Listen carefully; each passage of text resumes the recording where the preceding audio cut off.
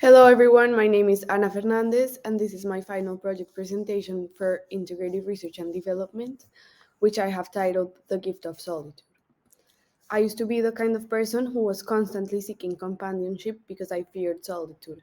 I embarked on a journey of self discovery through therapy and moving to a new city, and there I learned to appreciate and enjoy my own company. Being alone no longer meant loneliness, but empowerment and self connection. Solitude is an essential part of self care because it provides rest and rejuvenation.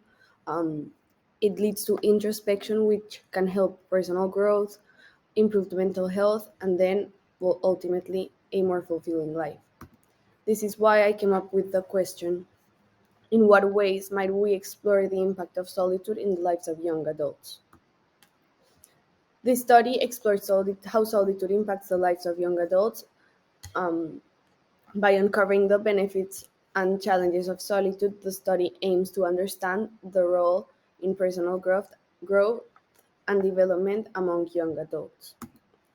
I chose five essential research methods with which I have displayed very carefully. The first one was secondary research. I read three main articles, which were a very good basis for interview questions and helped me pave the way for results. However, there was some bias due to these readings when creating the first draft of interview questions. It helped me understand the concept of introspection and the idea that modern society has made it difficult for people to be alone and how this can have negative effects on mental health. My following method was interviews. I did three interviews. The first interview was done with a first draft of interview questions, and the second one was done through um, a second version. What worked, I collected stories, anecdotes, and was able to identify the participants' feelings. What didn't, remote interviews did not work, and bias was very hard to mitigate. My key findings include different perspectives on solitude, the distinction between solitude and loneliness, the impact of childhood, and the impact solitude has on relationships, and the use of the word antisocial. My third tool was a focus group. I actually did two focus groups. The first version was more successful than the second one, I think, because of the way I approached the participants. Maybe they felt more comfortable with me.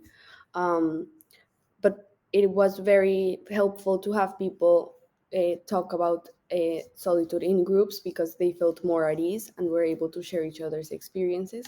What didn't, the responses of one of the participants usually influenced the other responses. I then moved on to personas. Personas were very good when they were a valuable tool to synthesize and analyze the gathered information. The profiles reflected diverse perspectives, and they helped me create the insights and make the probe tool, which is the following, better. What didn't, I feel like I could create 1,000 personas. Everyone approaches solitude differently, but this is one of the insights that I value the most. I also was very pleased to learn about individualist and collectivist cultures and the diversity of interest of hobbies, overcoming fear of resistance, empower and independence, self-discovery, and personal growth. Finally, my final method was a challenge of five different probes. The first one was a solitude inventory journal. The second one was an 8-hour social media fast. The third one was a solo adventure, and the fourth one was to set aside 30 minutes of interrupted time to talk about your thoughts. And finally, my solo place was a challenge to send a photo of your favorite place to be alone. Social media fast was one of my favorites because it helped me highlight the challenges of introspection and understand that one of these challenges is social media because it becomes a distraction.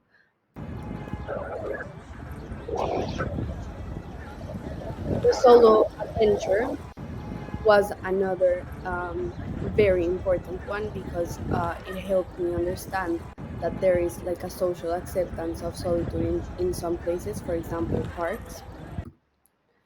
And finally, my favorite one was my favorite solo place because it led me to understand that there is some kind of personalization of solo spaces. People, for example, when they choose their rooms, they collect charms and things that make them feel helpful. But this was my favorite video that someone submitted.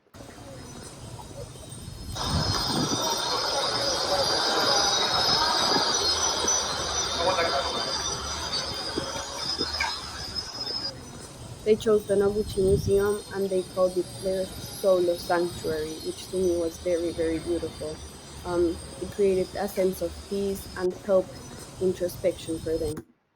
The main themes I identified were hobbies and interests and creativity, self reflection and decision making, balance of social interaction and alone time, cultural and social acceptance, impact of solitude in relationships, which led the way to these five insights that I titled very carefully: embracing solitude beyond the absence of others, from fear to love, building a relationship with solitude, spaces that inspire personalizing solitude, antisocial social, redefining solitude across age, rediscovering connection, introspection, and social engagement.